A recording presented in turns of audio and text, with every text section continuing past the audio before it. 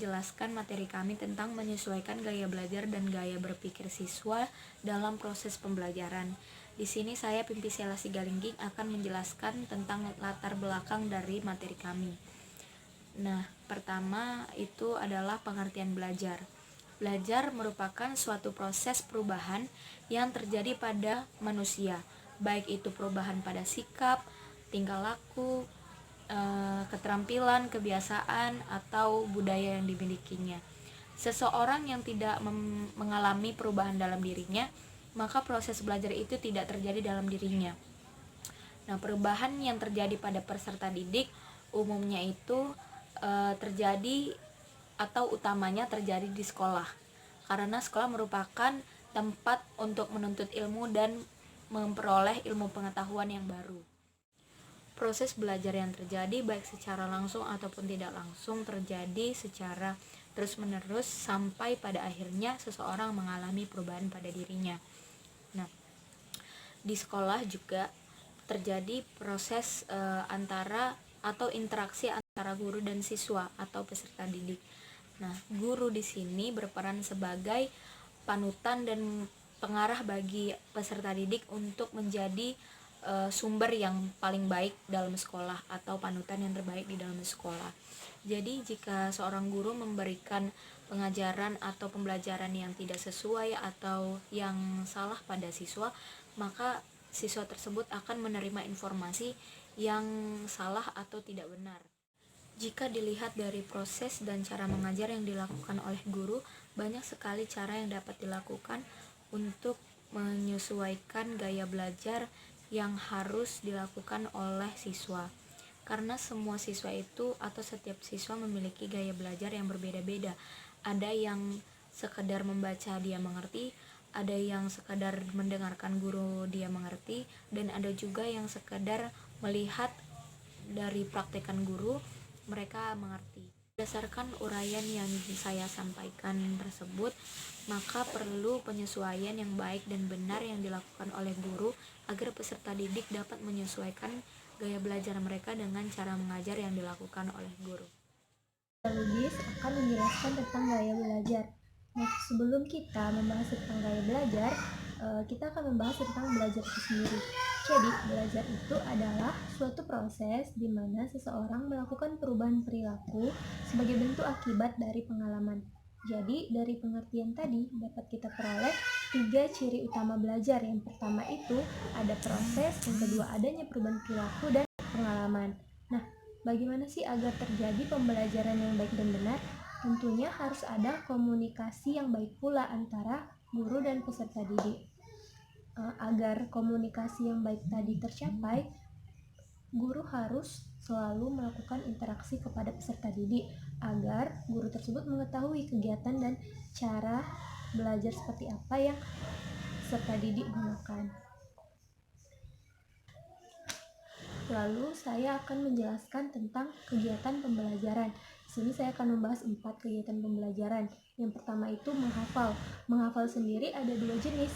Yang pertama itu menghafal verbal. Jadi menghafal verbal ini menghafal persis seperti sumber yang ia baca. Misalnya, siswa tersebut membaca buku lalu ia menghafalkannya, maka ia menghafal menggunakan bahasa buku tadi. Dia tidak dapat mengembangkan dengan bahasanya sendiri.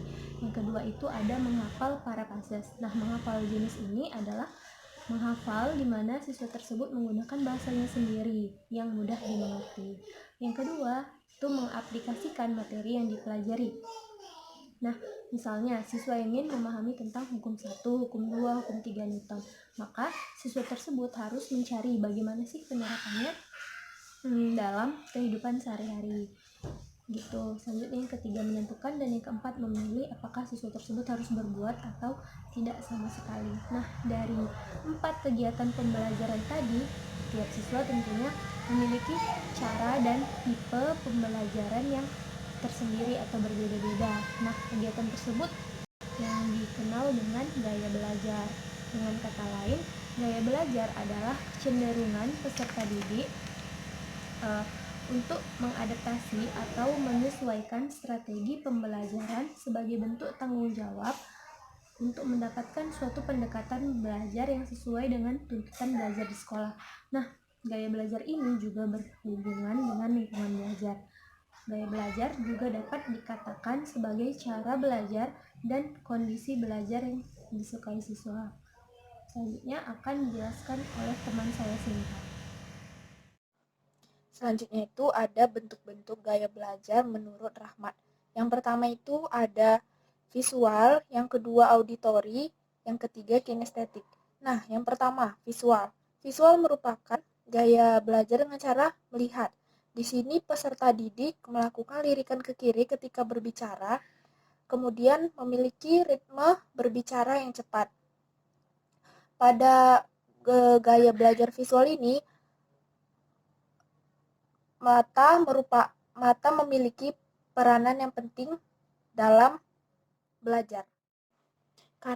Karakteristik gaya belajar tipe visual ini seperti lebih mudah mengingat dari apa yang dilihat daripada apa yang didengar. Kemudian lebih suka membaca daripada dibacakan. Biasanya dalam berbicara mereka menggunakan tempo yang cepat. Lalu cukup peduli dengan penampilan atau pakaian, lebih menyukai demonstrasi daripada pidato, serta suka menggambar apapun yang ada di pikirannya, atau suka menggambar apapun di atas kertas kosong. Lalu yang kedua itu ada auditori. Nah, auditori ini merupakan gaya belajar dengan cara mendengar. Di sini peserta didik melakukan lirikan ke kiri atau ke kanan dalam berbicara serta memiliki ritme yang sedang ketika berbicara. Pada gaya belajar auditori ini, telingalah yang menjadi peranan utama dalam proses pembelajaran. Nah, di sini peserta didik tidak mempedulikan tampilan visual, tetapi dia lebih ke bagaimana cara guru menjelaskan materi tersebut. Kemudian karakteristik gaya belajar auditori ini, mereka lebih mudah mengingat dari apa yang mereka dengar daripada apa yang mereka lihat. Kemudian tidak terlalu suka dengan keramaian, senang membaca dengan cara mengeluarkan suara atau menggerakkan bibir mereka, serta biasanya merupakan pembicara yang fasih. Nah, yang ketiga itu ada kinestetik. Kinestetik ini merupakan gaya belajar dengan cara menyentuh, bekerja, dan bergerak. Di sini peserta didik melakukan lirikan ke bawah saat berbicara serta memiliki ritme berbicara yang lambat. Karakteristik gaya belajar kinestetik ini seperti lebih menyenangi belajar dengan metode praktik. Kemudian suka kesulitan dalam menulis tetapi pandai dalam berbicara atau bercerita. Serta ketika mereka berkomunikasi, mereka lebih banyak menggunakan isyarat tubuh. Oke, kemudian gaya belajar dikelompokkan atas dua elemen yang mempengaruhinya. Yang pertama itu gaya independen. Gaya independen di sini membutuhkan suasana yang terang, tenang, tidak mau diganggu oleh suara sedikit pun. Yang kedua itu ada gaya tergantung. Gaya tergantung ini membutuhkan lagu-lagu ketika belajar. Nah, dari gaya-gaya belajar yang sudah saya sebutkan sebelumnya itu sangat mempengaruhi kemampuan berpikir siswa. Sehingga siswa yang kurang mendapatkan dukungan untuk mengembangkan kemampuan berpikirnya akan lebih sulit mengikuti atau menangkap pembelajaran yang efisien, sehingga akan mempengaruhi siswa dalam memecahkan masalah. Kemampuan berpikir memiliki beberapa bentuk yang disebut dengan gaya berpikir. Gaya berpikir memiliki 4 golongan. Yang pertama itu ada gaya berpikir impulsif. Gaya berpikir impulsif ini cenderung spontan, cepat, dan menggunakan lebih banyak waktu untuk merespon serta mengakurasi sebuah jawaban. Nah, selanjutnya yang kedua itu gaya berpikir reflektif. Gaya berpikir reflektif ini memungkinkan mengingat informasi yang terstruktur dan membaca dengan memahami, menginterpretasikan teks, memecahkan masalah, serta membuat keputusan. Nah, yang ketiga itu ada gaya berpikir mendalam. Gaya berpikir mendalam ini berhubungan dengan kemampuan dan kemauan siswa mempelajari materi pelajaran dengan suatu cara yang membantu mereka memahami makna materi tersebut. Dan yang terakhir itu ada gaya berpikir dangkal. Gaya berpikir dangkal ini berhubungan dengan kemampuan dan kemauan siswa mempelajari materi pelajaran dengan sekedar mencari-cari apa yang perlu dipelajari. Dari penjelasan tentang latar belakang dan kerangka teori yang telah disampaikan oleh teman saya tadi, maka dapat kita ketahui bahwa gaya belajar dan gaya berpikir yang dimiliki oleh setiap siswa itu berbeda-beda. Guru sebagai pendidik harus mengetahui dan mencari solusi terbaik dalam menghadapi setiap perbedaan yang ada pada anak didiknya. Dengan memahami konsep keberagaman gaya belajar yang dimiliki oleh anak didik, guru dapat lebih efektif dalam menentukan strategi dan cara mengajar yang baik. Jika guru kurang atau tidak mengerti dalam memahami gaya belajar dan gaya berpikir yang dimiliki oleh anak didiknya, maka secara tidak langsung pembelajaran yang disampaikan oleh guru tidak merata pada setiap anak didiknya. Dalam pembelajaran, guru dapat menyesuaikan model pembelajaran yang cocok pada gaya belajar dan gaya berpikir anak didiknya. Menurut penelitian yang dilakukan oleh Nurasia pada tahun 2015, menyatakan bahwa tidak ada pengaruh yang signifikan dari gaya belajar dengan gaya berpikir kritis siswa dalam pembelajaran. Dari penelitian tersebut dapat kita ketahui bahwa gaya belajar dan gaya berpikir siswa itu bisa saling mempengaruhi satu sama lain jika guru menyampaikan pembelajaran sesuai dengan model pembelajaran yang cocok dengan gaya belajar dan gaya berpikir siswa. Dalam mengetahui hal tersebut, guru tidak harus memahami atau mempelajari kedua hal tersebut, karena kedua hal tersebut atau gaya belajar dan gaya berpikir itu bisa saling mempengaruhi atau kurang mempengaruhi satu sama lain. Dalam penelitian yang dilakukan oleh Hartati pada tahun 2018 menyatakan bahwa terdapat pengaruh hasil belajar siswa yang memiliki gaya belajar kinestetik dengan gaya belajar visual dan audio visual. Anak yang menggunakan gaya belajar kinestetik memiliki nilai yang lebih bagus dibandingkan dengan anak yang memiliki gaya belajar visual dan audio visual. Gaya belajar dan gaya berpikir siswa bisa saling mempengaruhi satu sama lain. Dengan begitu, gaya belajar siswa dan gaya berpikir siswa akan menentukan bagaimana anak didik itu dalam mengikuti pelajaran. Gaya belajar akan mempengaruhi proses pembelajaran anak didik dalam berpikir.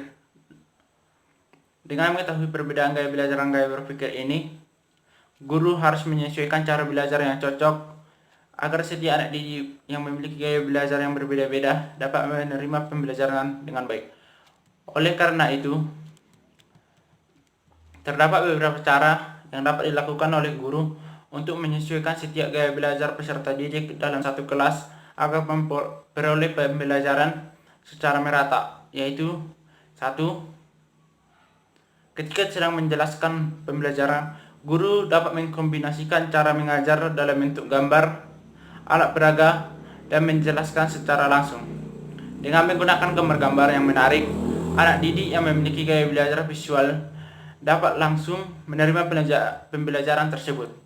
Ketika menggunakan alat peraga, guru telah memberikan pengajaran kepada anak didik yang memiliki gaya belajar kinestetik, dan saat guru menjelaskan informasi atau menerangkan secara langsung, Guru telah mengajari siswa yang memiliki gaya belajar auditorial. Dengan mengkombinasikan ketiga cara mengajar ini, guru secara tidak langsung telah memberikan pengajaran kepada semua murid dengan gaya belajarnya masing-masing. Guru dapat menerapkan cara belajar bentuk kelompok dengan cara menggabungkan setiap murid dengan gaya belajar yang berbeda-beda. Dalam pembelajaran kelompok ini, guru dapat memberikan tugas kepada anak didik untuk membuat alat peraga sederhana dan mempresentasikannya kepada teman-temannya.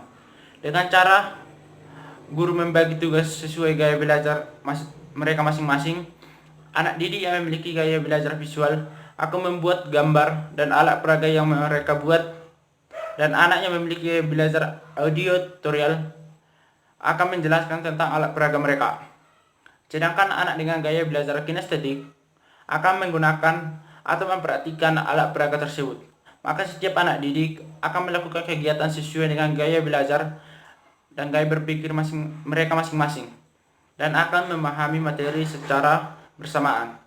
Dan langkah ketiga yang dapat guru lakukan adalah guru dapat melakukan pembelajaran di luar ruangan agar setiap anak bebas melakukan aktivitas belajar masing-masing tanpa harus terpaku di dalam kelas.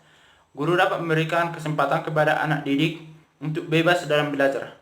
Guru dapat membantu anak yang memiliki gaya belajar visual dengan memberikan gambar-gambar yang berhubungan langsung dengan pembelajaran, dan anak dengan gaya belajar auditorial, guru dapat memberikan pertanyaan-pertanyaan yang harus dijawab oleh anak tersebut, dan anak dengan gaya belajar kinestetik diminta untuk bebas membaca dan belajar model yang sudah disiapkan dengan cara belajarnya sendiri. Dengan menggabungkan ketiga cara di atas, maka secara tidak langsung telah melakukan penyesuaian dengan gaya berpikir siswa. Karena dengan menggunakan ketiga cara di atas, siswa akan diajarkan untuk berpikir dengan kemampuan mereka. Dengan mengetahui cara belajar dan cara berpikir yang cocok untuk diterapkan kepada anak didiknya, maka kami menyarankan kepada setiap guru dalam pembelajaran sebaiknya mengetahui dan mengerti apa saja gaya belajar yang dimiliki oleh setiap anak didiknya, dan mengetahui cara mengajar yang baik dan cocok diterapkan di dalam kelas, sehingga guru lebih mudah dan memberikan pengarahan kepada anak didiknya. Karena setiap anak didik memiliki kemampuan dan cara belajar yang berbeda-beda dalam menerima pengajaran. Sekian dan terima kasih.